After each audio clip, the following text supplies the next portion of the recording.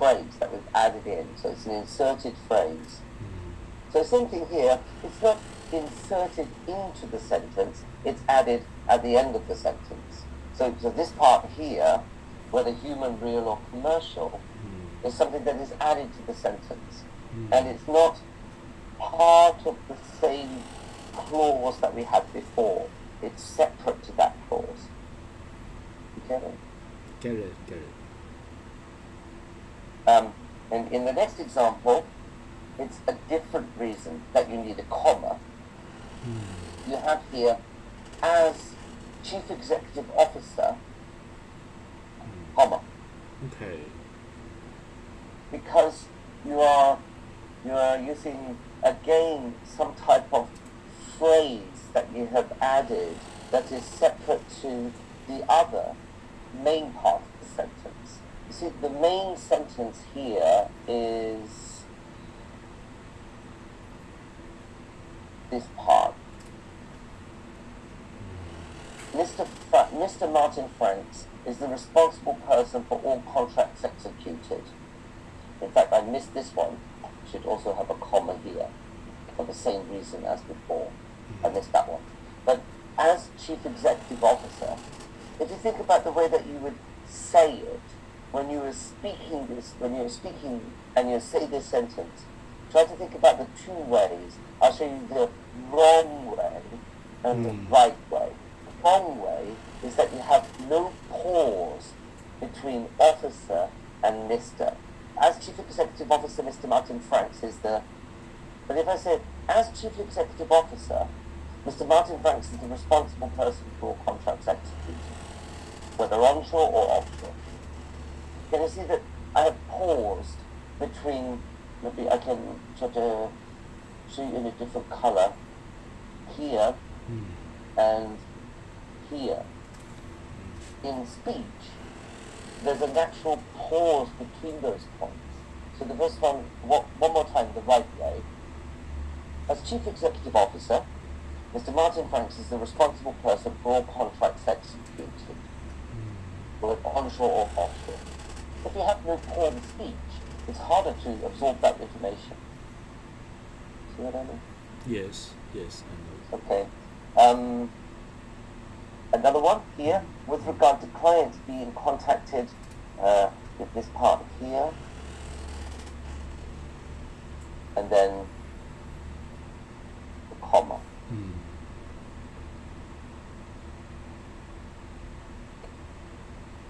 You see that, right? Because particularly because you have the start of the sentence with regard to. So you could think of like in this way, like when you write, for example, with reference to our previous communication regarding this matter, no comma yet. No comma before regarding, but then the comma. I would like to inform you that. So my point is, in this type of sentence here, we need a comma because we started with reference to. So if you think about like the way that like, you might say in Chinese, you might say 關於呢啲嘢，我想話俾你知咁樣。So that 關於呢啲嘢 is presenting the topic. If you said 我想同你講關於呢啲嘢, then no need to make a pause, right? But when you say 關於呢啲嘢, that must be separated from the next part of the sentence. So the same thing in English. Yeah? Yes, understand. Stop. Can I keep going? Yes, keep going. Thank you. There are some other small problems in here, but what I just want to focus on for the moment is just more and more examples of commas, because it seems like a really consistent thing that you could improve. The same next paragraph, during his time in the British Armed Forces, again here, this is like a bit like my example earlier that I said after 5 p.m. But after 5 p.m. is so short and you don't really need to put a comma. But in this case, during his time in the British Armed Forces, Martin Franks developed. So that means that much better if you can put a comma there. And then developed a network of contacts. And then, after contacts, non-defining rotative clause.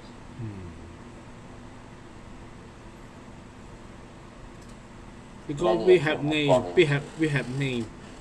named Martin Franks, so non-defining clause. Is correct. That's not the reason. Not the reason. Not okay. the reason. Okay. No. Okay. Here we're not actually talking about Martin Franks. We're talking about the contacts. Yes. The rotative clause is not about Martin Franks. The rotative clause is about his contacts. Yes. Can you see that? Yes. And the point is that we are not defining which contacts we're talking about. We're giving additional information about the contacts. So if I say, for example, okay, let's go back to your example, okay, because it will help you if you can use your own example. I have a brother who lives in Tunmun. Okay, so in that case, I am defining my brother. I have a brother who lives in Tunmun. Now, you could, in this case, you could just say, I have a brother. And then, oh, by the way, he lives in Tunmun. So that means in this sentence, it's possible that you could use a comma or no comma. Depending on the way that you want to express it, both are correct. I have a brother who lives in Tunmun. Or, I have a brother who lives in Tunmun. So that who lives in Tunmun could be a definition of my brother, or it could be additional information about my brother. But if I say, like, for example, the students who I'm teaching on Saturday are very high level. I'm teaching a class of very advanced students at the moment. It's an advanced diploma English class. So it's very interesting for me. The students who I'm teaching on Saturday, this one defines which students I'm talking about. If I use the example of the contacts, his contacts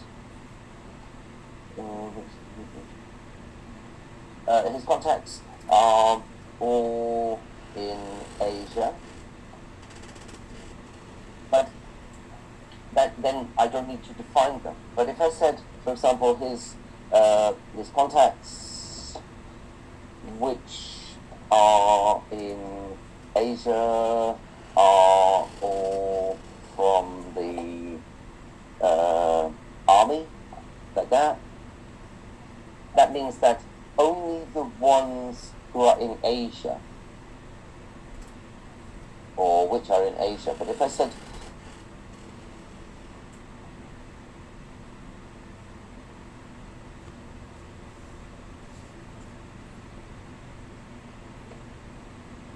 this is different, they have different meaning. See, sometimes it's not that it is not correct, it's that you're creating a different meaning. And the first example here, if we look at these sentences 1 and 2, the first one, that means all of his contacts.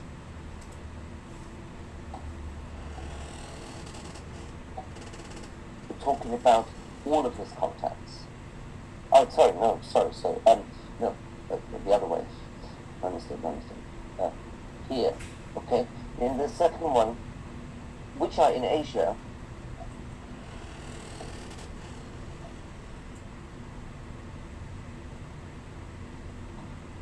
because all of his contacts.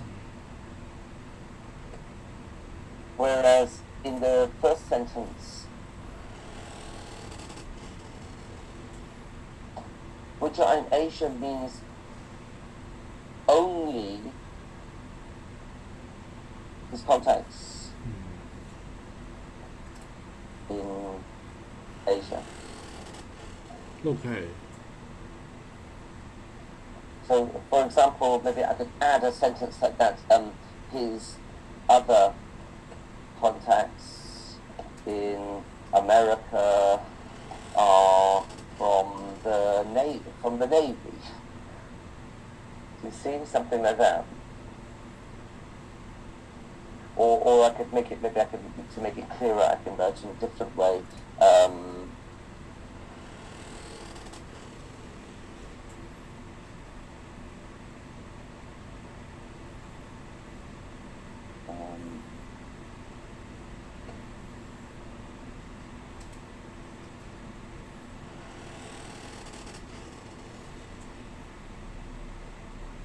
Do you see that now?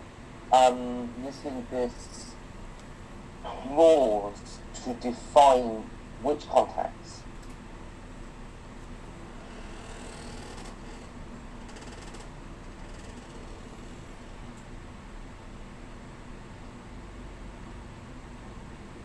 What do you think? The second one is or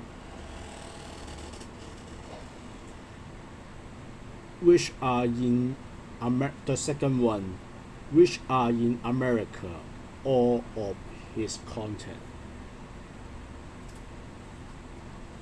Yeah.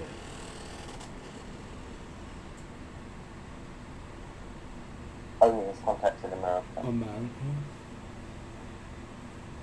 Okay. It's only when we do like this, when we put the commas here, that we are talking about all his contacts.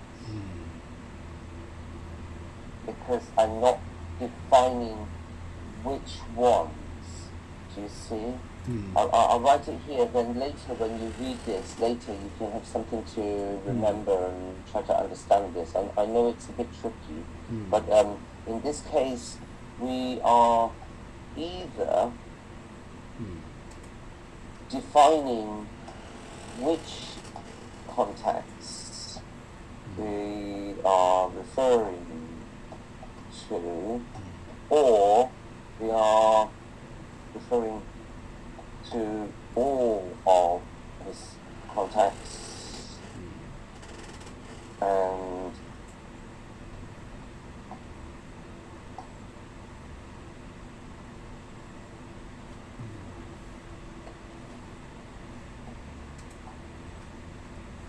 I hope that later when you have a chance to read through this in your own time next week, whenever it is, and you look at this example again, you will remember this part here. I think this is the most important for you to try and understand about these relative clauses. That in this example here, we're either defining which ones, that's the important thing. Sorry, this is a bit dark, you can't read it like that, can you?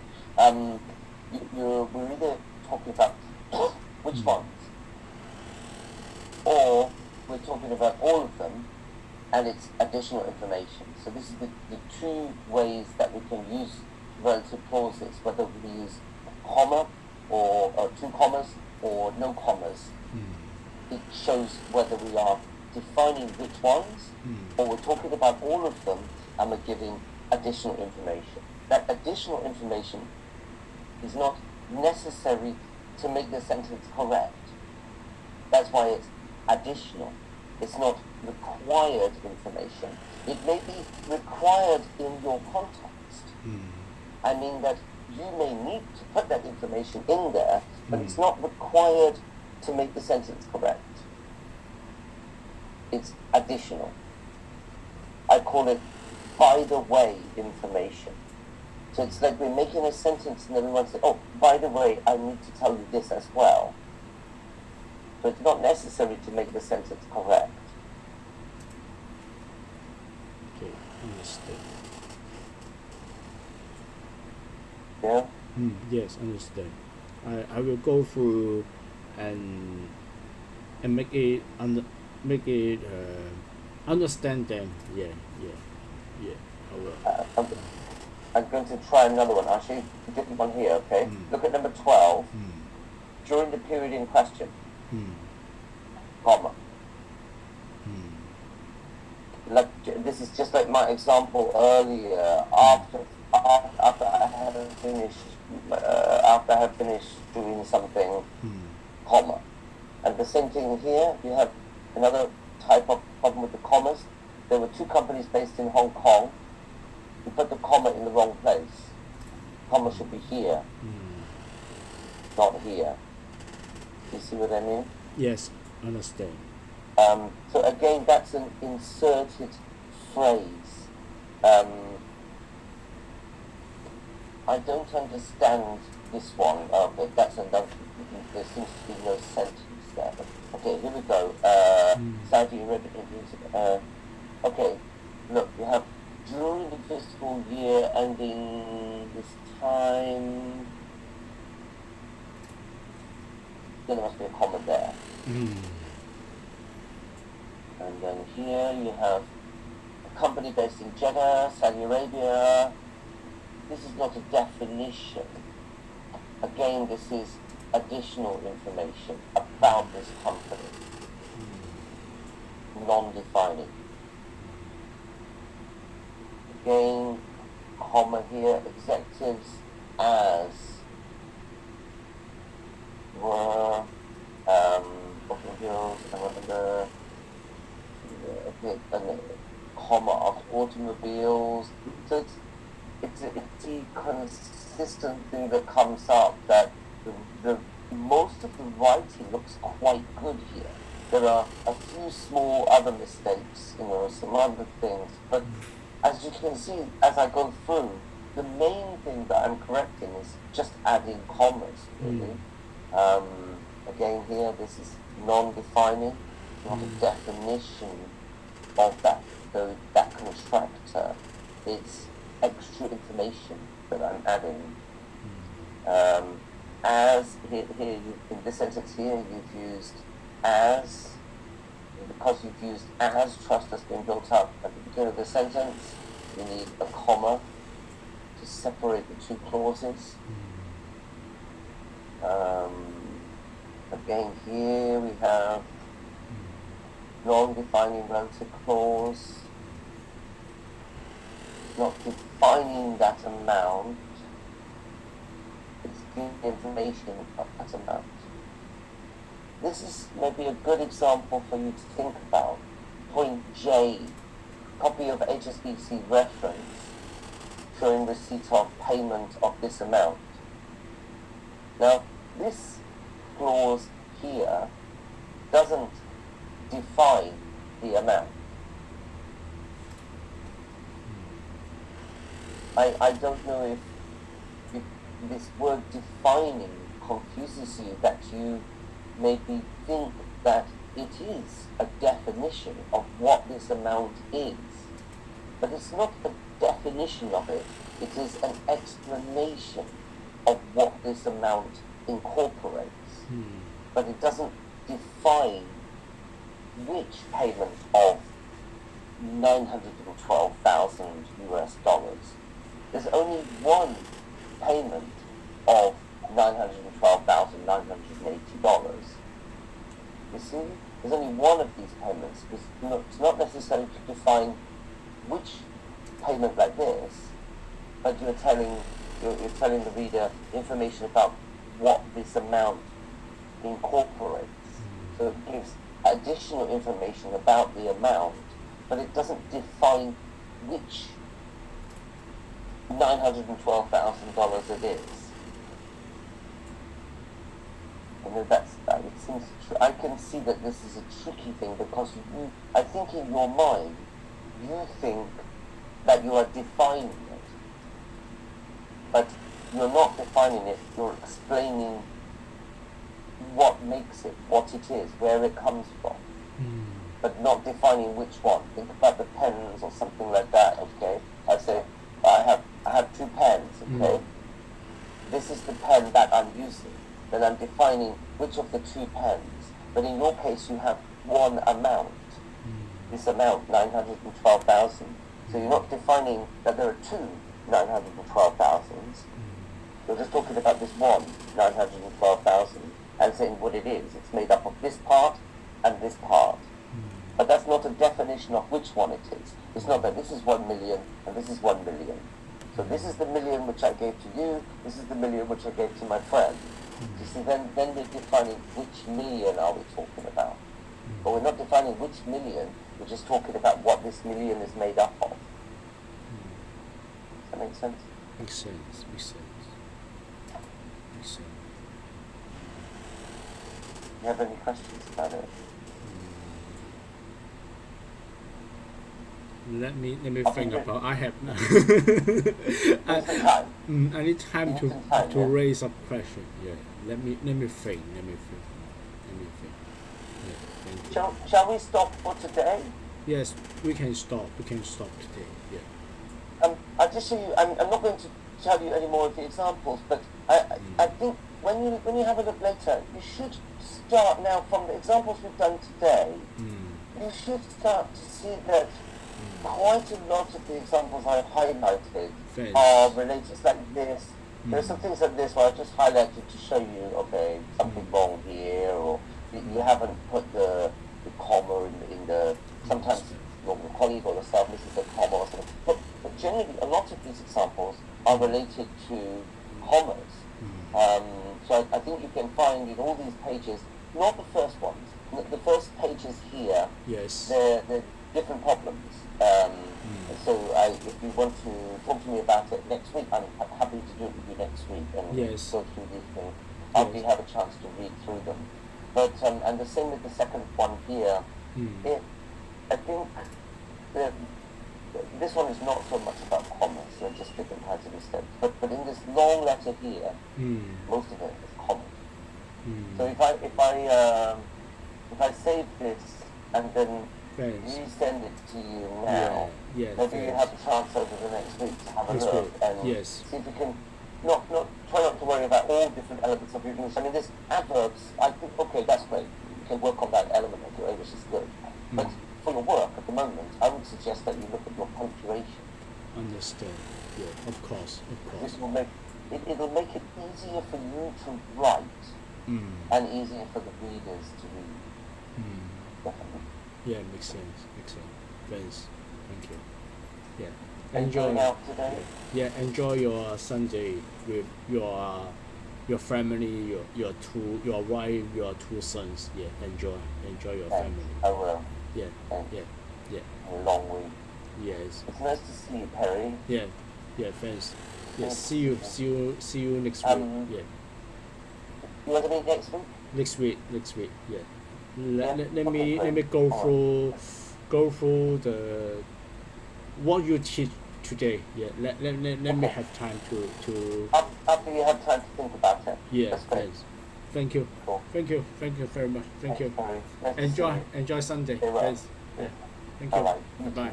Bye.